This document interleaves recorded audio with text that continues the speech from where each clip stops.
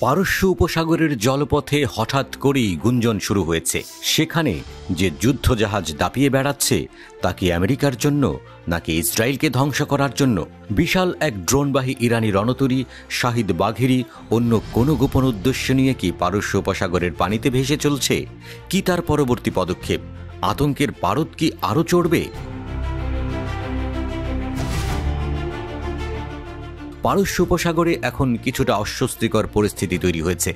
যুদ্ধজাহাজ শহীদ বাঘেরি ড্রোনবাহী এক ভয়ঙ্কর রণতরী বন্দর আব্বাসের কাছে নোঙর ফেলেছে। অনেকেই ভাবছেন এটি কি ইরানি সেনাবাহিনীর কোনো বড় হামলার প্রস্তুতি? শিয়া রাষ্ট্রটি এবার একটা নতুন ধরনের শক্তি প্রদর্শন করতে যাচ্ছে। আমেরিকার ঘনিষ্ঠ মিত্র ইসরায়েল কি শঙ্কিত? একসময় মালবাহী জাহাজ হিসেবে পরিচিত এই জাহাজ এখন পরিণত হয়েছে ড্রোন হামলা চালানোর ক্ষমতা সম্পন্ন এক আধুনিক রণতরীতে।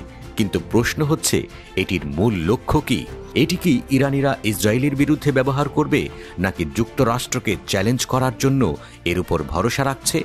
শাহিদ বাঘেরিকে বিশেষভাবে তৈরি করা হয়েছে এক ধরনের বিমানবাহী রণতরীর আদলে। এটাতে থাকা ড্রোনগুলোর ধ্বংসাত্মক ক্ষমতা কতটুকু, কি পরিমাণ অস্ত্রবাহী, বা এসব ড্রোন কি শত্রুর আকাশে ঘুরে বেড়াচ্ছে, যেমনটা কিছুদিন আগে নিউ ইয়র্ক ও নিউ জার্সিতে ঘটেছিল? মার্কিন সেনাবাহিনী কি সত্যিই সতর্ক হয়ে উঠছে?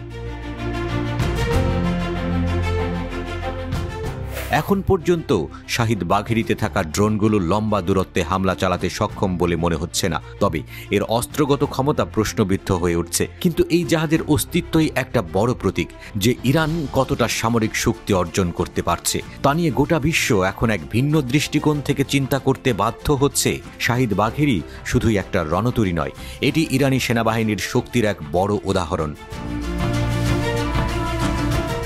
উপগ্রহ চিত্রে ড্রোনবাহী রণতরীটির সঙ্গে আরও দুটি যুদ্ধজাহাজকে দেখা গিয়েছে। সেগুলি হল শাহিদ মাহদাভি এবং শাহিদ রৌদাকি। একইভাবে মালবাহী জাহাজের খোল নালচে বদলে এগুলোকে তৈরি করা হয়েছে। ইরানি Islamic revolutionary guard corps IRGC যে কোনো পরিস্থিতিতে পারস্য উপসাগরকে নিয়ন্ত্রণ করতে চাচ্ছে। তার অন্যতম কারণ সম্ভবত এই যুদ্ধজাহাজের অবস্থান। তবে বিষয়টা এখানে শেষ নয়। এর আগেও ইরান প্রমাণ করেছে তাদের সেনাবাহিনী আর শুধু উপকূল রক্ষায় সীমাবদ্ধ নয়। ইসরায়েল আতঙ্কিত, তেল আবিব সতর্ক রয়েছে, সে বিষয়ে কোনো সন্দেহ নেই।